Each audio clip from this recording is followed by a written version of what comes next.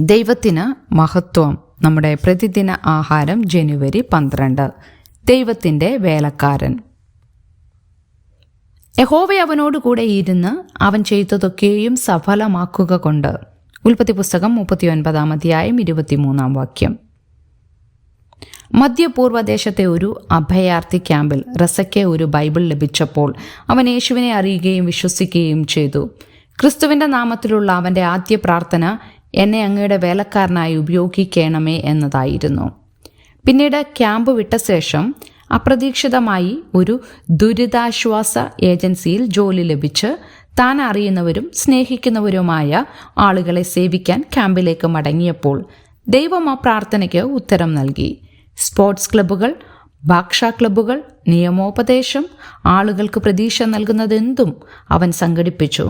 മറ്റുള്ളവരെ സേവിക്കുന്നതിനും ദൈവത്തിൻ്റെ ജ്ഞാനവും സ്നേഹവും പങ്കിടുന്നതിനുമുള്ള ഒരു മാർഗമായാണ് അവൻ ഈ പരിപാടികളെ കാണുന്നത്.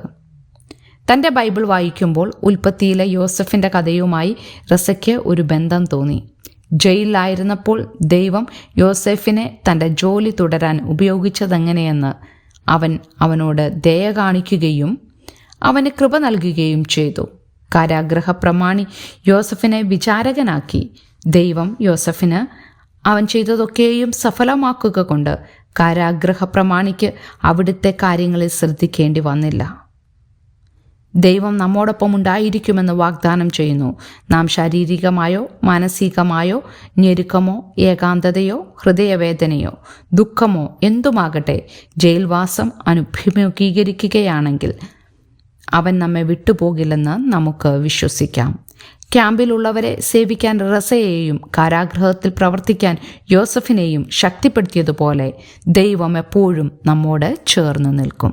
ചിന്തിക്കുക, റസയെയും യോസഫിനെയും പോലെ ദൈവത്തിൻ്റെ വീണ്ടെടുപ്പ് പ്രവൃത്തി നിങ്ങളെപ്പോഴാണ് അനുഭവിച്ചത്? ദൈവത്തെ കൂടുതൽ വിശ്വസിക്കാൻ യോസഫിൻ്റെ കഥ നിങ്ങളെ സഹായിക്കുന്നതെങ്ങനെയാണ്? ദൈവത്തിന് മഹത്വം.